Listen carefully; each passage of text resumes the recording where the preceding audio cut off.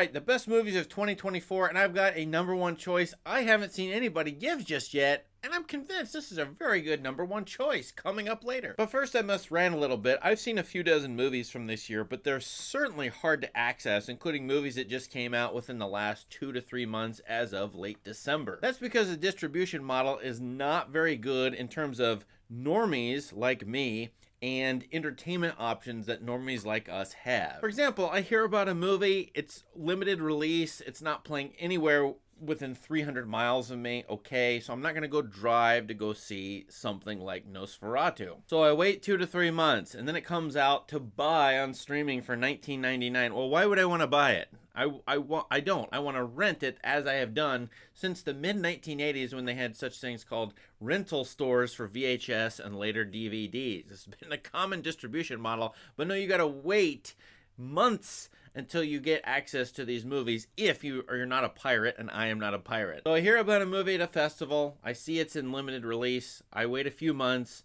then I have to buy it. No, I'm not going to buy it, so I wait a couple more weeks, I'm going to rent it. Well, by that point, dozens of games have come out on Steam, millions of YouTube videos have been uploaded, TikTok scrolling is endless, and I can entertain myself that way, and there are thousands, tens of thousands of streaming options available right now. So why would I wait and then go eagerly see a movie that has come out several months ago?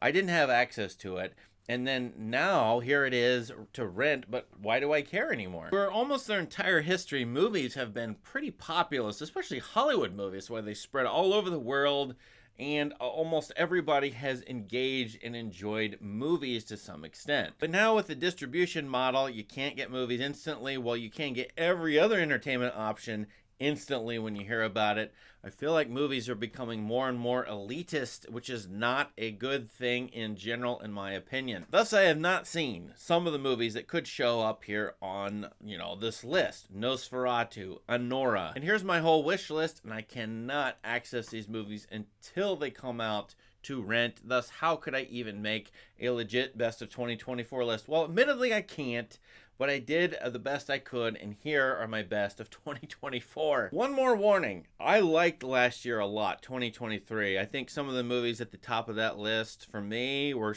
some of the best movies I've ever seen, or some of the best movies I've seen in the last 15 to 20 years. I think this year struggles, suffers for various reasons. Hopefully it's just a coincidence. But I must warn you, as a top 10 list, these movies would probably not have cracked my best of 2023 list. I think this is going to be a weak movie year overall, unless the movies I haven't seen yet come out in festivals or limited release right now, unless those turn out to be really, really special. My 9 and 10 are Monkey Man and Kingdom of the Planet of the Apes. 2 monkey movies? Not really. I really like Dev Patel's direction in this. It's frantic, it's crazy.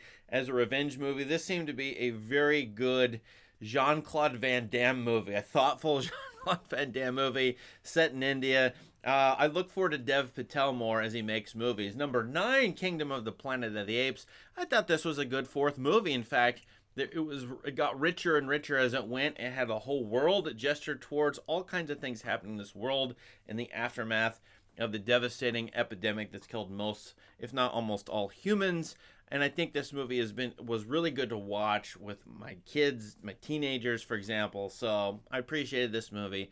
And this series is moving in a direction where it's not very dark and Kubrickian. It's more exploratory and curious, which is interesting to me. My number 7 and 8, I'm not sure about these entirely. They're historical epics, though. One is the Danish film The Promised Land. I am sure about it. I really like this movie too. I recommend this to most people, including those who thought Ridley Scott could make a good historical movie. Sorry, didn't like Napoleon or Gladiator 2, but The Promised Land, this is really interesting settlement in the 18th century, the Danish Heath, and a rich story about it with all kinds of characters, and a central character who is a bastard. That's the original title of the Danish film. Shogun is really a TV series, but hey, you can log it on Letterboxd. It's a 10-episode series. I like some of this series a lot. The conflict between 17th century Japanese and then the Portuguese Catholics, and then the Protestant Englishman who shows up, plays by Cosmo Jarvis,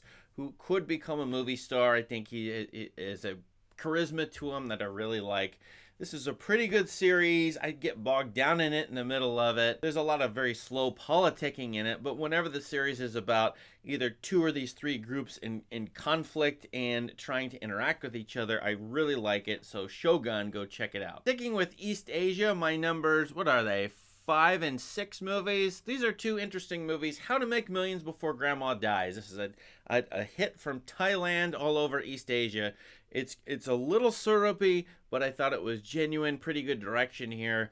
And I definitely am going to rewatch this movie. The other one is Evil Does Not Exist. This is a follow-up to his a big title, Drive My Car. A lot of people love that, but I didn't hear much about Evil Does Not Exist. I've seen this movie twice. It's ambient, but it's shocking.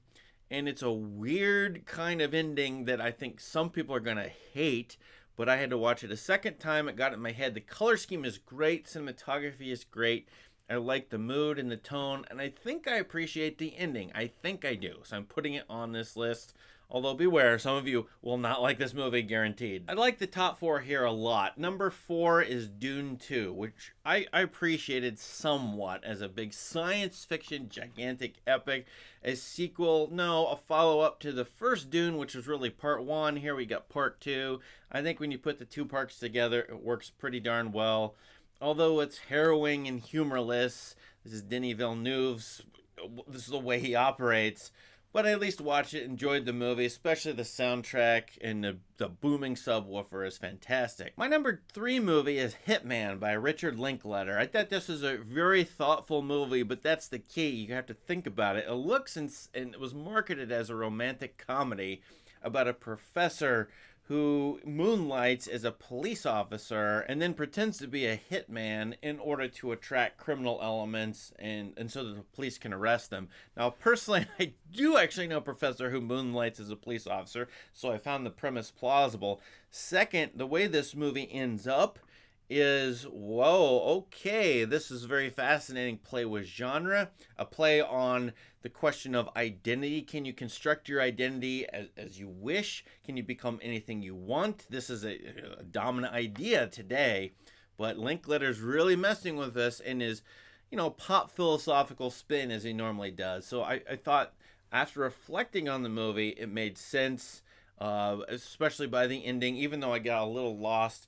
I thought the movie gets bogged down a little bit in the middle. Number 2 movie, a lot of viewers actually don't like this. They think it's woke. I do not. I think there are multiple interpretations of this movie. I think it's ambiguous.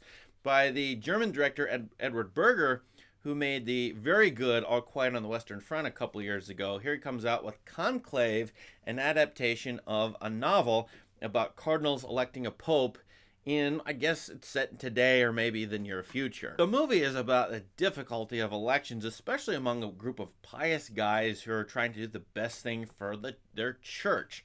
But yet, here they have all this haranguing and wrangling and politicking behind the scenes and self-centered maneuvers.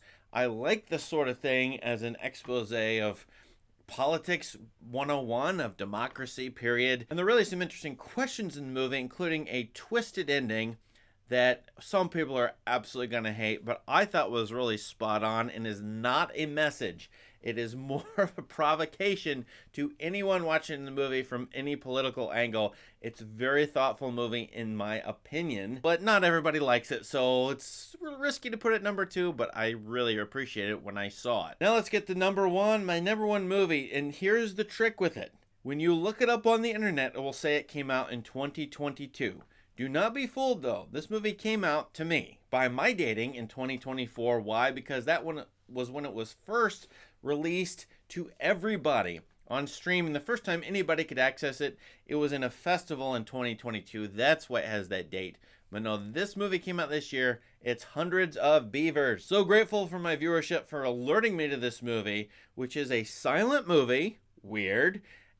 Crazy movie about, it's like a video game RPG where the character has to level up. It's set in early 19th century America and we're hunting beavers. They only had $150,000 or something like that to make this movie.